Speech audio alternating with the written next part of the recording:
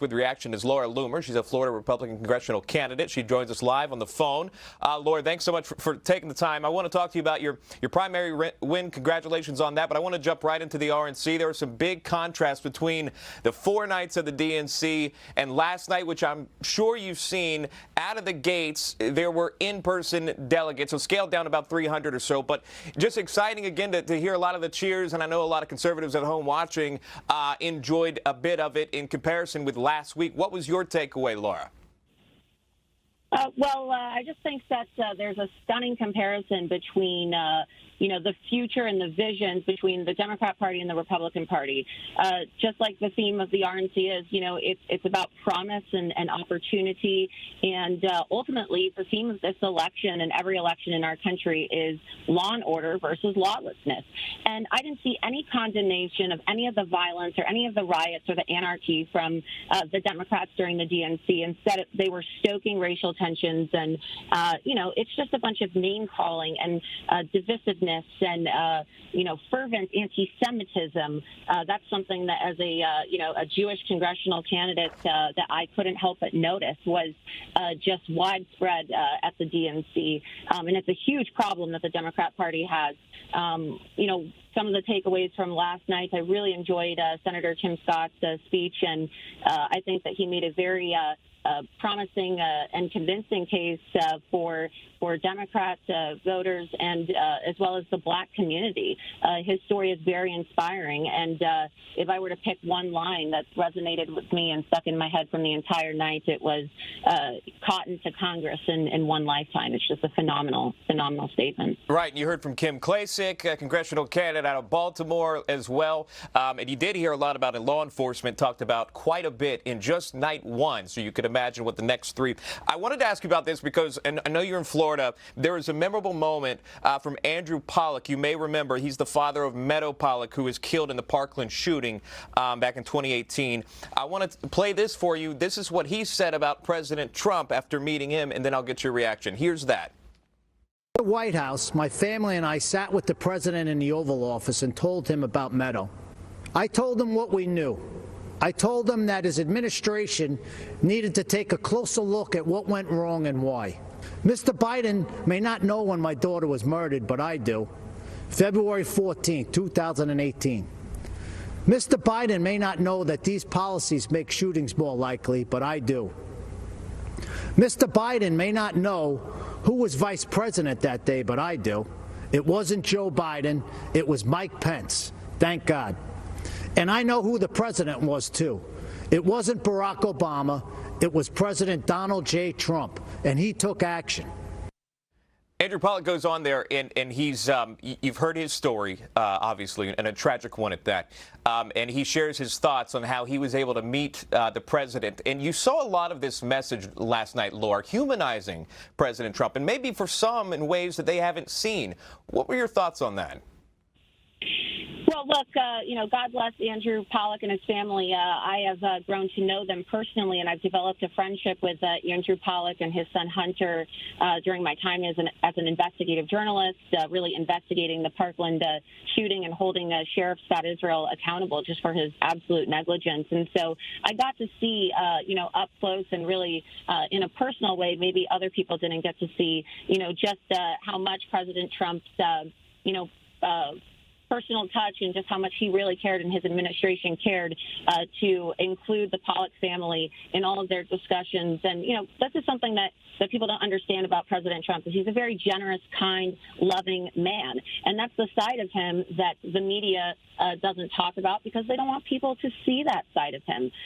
But living here in Florida, running for office here in Florida, and like I said, seeing the Pollack family up close and participating in various events with them, and most recently the opening of Meadows Park here in Florida, which honored his daughter's life.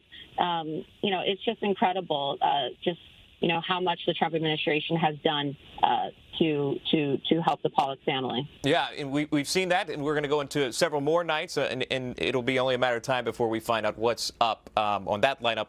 I want to get your reaction now on another story that's making headlines. Another black man was shot by a police officer in the back 7 times, this in Wisconsin.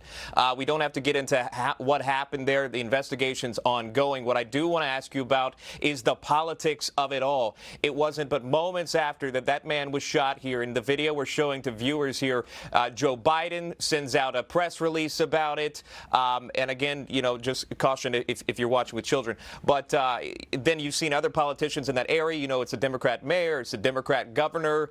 And that was another theme about last night in the RNC, is that a lot of people do want law and order, but then you have politicians siding with the mob. And the investigation isn't even in the midst of it. It's just beginning. We don't even have all the facts of what happened in Wisconsin, but the politicians have already taken the sides of the mob. Your thoughts? I think that we can all agree that there's always another side of the story whenever these shootings occur. Whenever there's a police-involved shooting with a black man or any individual for that matter. And so it's always wise to just wait for the investigation to play out. But I know that the Democrats cannot help themselves when it comes to race baiting in our country and demonizing the police. They are hell-bent on creating an unsafe environment for our police. It has become part of the Democrat Party platform, whether they deny it or openly admit it, to defund the police. You see it here on the ground in District 21. My opponent, Lois Frankel, has supported measures to defund the police, and it is a pivotal, key part of the Democrat Party platform. And the American people need to make a choice. Are you going to vote for law and order or lawlessness? Because look, it is tragic when people lose their lives. It is absolutely tragic, but it is no excuse to riot and loot and to burn down property. Okay, we have a legal system in this country. We have due process, and that's what the courts are for. It's not up to the people to go burn property, and for these Democrats who are openly, praising Antifa and, participating in riots with Black Lives Matter to create unsafe situations for innocent bystanders. I got a little bit of time left for you. I want to ask you about your run really quickly, because online, if you look it up, and I know that you know this, you're listed as a conspiracy theorist, a self-proclaimed Islamophobe, and you're banned from social media. How do you respond to that? Because I know that you're already raising more money than your incumbent. Right. Well, look, I'm not the first candidate in the nation to have a litany of lies and smears against me. Our great president has dealt with this for the last 4 years, and I guess I'm in good company. But look, I'm banned on all social media for calling out anti-Semitism. I was banned for a tweet in which I called Ilhan Omar anti-Jewish. Okay, the Democrat Party themselves had to propose a resolution to deal with the Jew hatred coming from Ilhan Omar and Rashida Tlaib. I was banned for posting facts.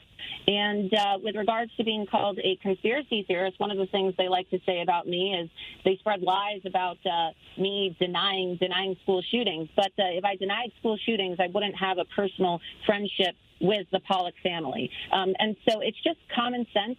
Right. I think that I'm a very open and transparent person, and if people have questions for me, they should try to see that it's been a very unfair situation where I've been banned and haven't been able to defend myself because I've been shut down and they've been able to spread lies about me for the last 2 years. And so if anybody has any type of question or concern, they can bring it to me directly. But, I'm not anti-Muslim. I'm anti-Sharia. I'm anti-radicalism. We have a huge problem in our country with, radical Islam. It's festering in the halls of Congress with people like Ilhan Omar and Rashida Tlaib. And I'm not going to apologize for, standing up for American values and the Constitution, because Sharia law is incompatible with our United States Constitution. And I am never apologizing for that. Well, voters want to hear from you. I'm glad you answered the questions. I appreciate it, Laura, and best of luck with your campaign. I hope you join us again. Laura Loomer, thank you.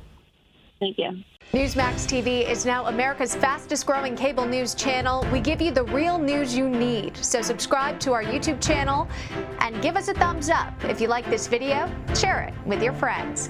Newsmax TV streams live on YouTube for free. Newsmax TV, real news for real people.